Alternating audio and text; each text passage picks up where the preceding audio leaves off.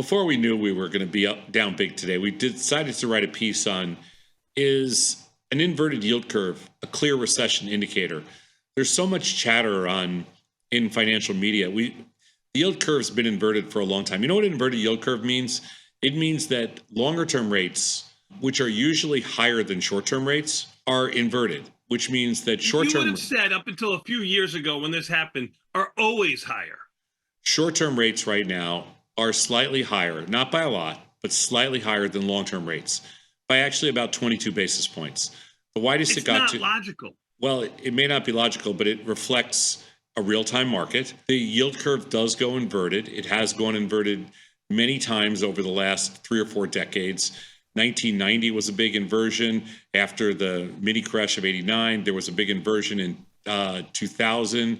You know, during weird times in history, we get to a point when there's nervousness. There was a little inversion, I think, in 2008. I get it, but the point is, they're not fungible. Meaning, like, if I were to lend you money, if I was just going to take cash out of my pocket and lend it to you for a month at an interest rate that was higher than I could lend money out a year from now, I would buy all the money I could at a year from now and lend it out shorter term and make that arbitrage. There is no arbitrage opportunity in that sense. Yeah, no, there's no arb here. But what we do have a situation where long-term rates are just slightly below short-term rates, which is weird. Yep. People are, and it's been this way for like the longest period of time, I think almost ever in recent U.S. economic history, I think over the last 40 or 50 years. The question becomes, when the yield curve's inverted this long, is there some kind of underlying factor that is pointing to a recession or something else? You know, is there something else? Is there other takeaways?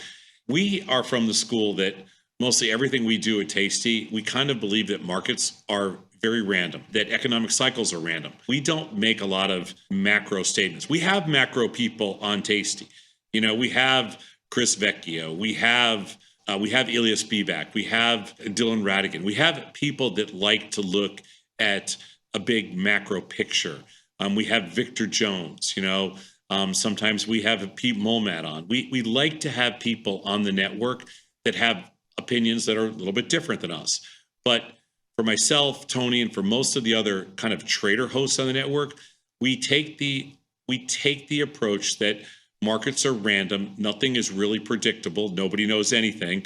And that we focus on the quantitative side of strategies as opposed to trying to figure out, you know, what's the next move, and is a inverted yield curve a clear recession indicator? In our world, our answer to this would be it's completely random and there's no chance it is. In somebody else's world, they might say, because I've heard this a million times, it's 100% an indicator of recession indicator. But in our world, our answer is going to be no way.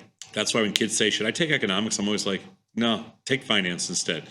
So the longer term treasury yield is normally higher than the short term treasury yield. When the opposite happens, it's known as a treasury yield curve inversion.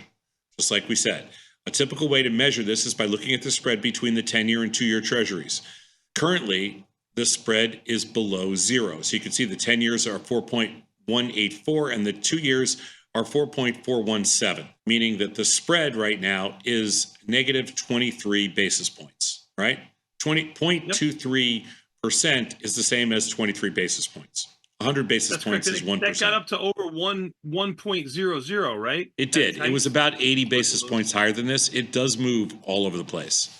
So the market generally believes there is a 12 to 24 month lag. This is just kind of right out of your economics 101 between the beginning of an inverted yield curve and the start of a recession. Today, we're going to explore the relationship between the inverted yield curve and market direction. So we studied the 10-2 Treasury yield spread by examining data since January of 2000. Analysis included market performance during inversions and market performance 1 and 2 years following inversions. At Tasty, we do 50 to 65 hours of research every single day just to create 2 or 3 studies a day for all you guys. There is no other think tank and no other financial network, digital or cable, that does the research that we do every single day. Literally every single day. It's crazy. And we've never charged a penny for it. The 10-2 spread is currently trading below zero, with the most significant drop occurring in 2023. Considering the long-term average for the spread is approximately 1.05 in a positive way, the current level is extremely low. And that 1.05 is only the last 20 years. If you went back longer in history, that number is way, way higher. Way, way, way, way higher. So in the past 35 years, there have been 3 occasions where the yield curve has been inverted for more than 1 week. The current invert. So why would it happen for 1 week, less than a week? And that really the answer there is that was just a flight to quality, like in the crash of 87, that kind of thing. The current inversion has already lasted more than 24 months. When we first went inverted, I'm like, I don't think we're going to last a month. 24 months it's been, making it the longest since 1990. So the length of time, in 2000, it was 47 weeks. In 2006, 2007, it was 44 weeks.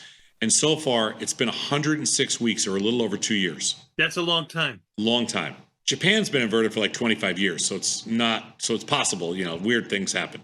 But I blame the Japanese central bank, and they have the worst market structure I've ever seen. Not only have we not seen any recessions in the last 2 years, but the markets continue to make new highs for months, making this inversion indicator more questionable than ever before. Next, we examine how the previous yield curve inversions have impacted the market during the years of inversion, as well as 1 or 2 years after the inversion. Let's take a look. So the results were mixed during the inversion period, with the market movements in both directions. This indicates that an inverted yield curve is a weak predictor of market performance while the inversion is still going on. Of course, because if we were to take the inverted yield curve when it first happened in 2022 was a down year in the market, so you're thinking, oh, this is bad for the market. But the reality is then the market screams to new highs. I would argue that the yield curve had absolutely nothing to do, and it was impossible to predict market performance based on yield curve inversion. You can see in 2000, when we topped out, all the markets were basically lower. In 2006, 2007, we exploded, all the markets were higher. And in 2022 to now, all the markets really exploded. This yield curve, you can't get any kind of read on the markets from an inverted yield curve. Not possible. Although in the 2 prior occurrences, the market saw negative returns 1 year after the inversion, the 2022 inversion had positive returns across all 3 indices. So this presents another mixed signal, and you can see it right here. These are the 1 year after the inversion. So in 2000, we were lower. In 2006, we were a lot lower because we melted down in 2008. But in 2023, we were a lot higher. In 2024, we're a lot higher. There's nothing really to conclude from this yet. So all 3 occurrences have shown positive returns 2 years after the inversion. Overall, there's no strong indication that the start of a yield curve inversion is a definite signal of a recession within the next 12 to 24 months. I mean, unless the stock market loves to go higher on recessions, because the stock market was up in 2 years after an inverted yield curve, the market was just higher everywhere.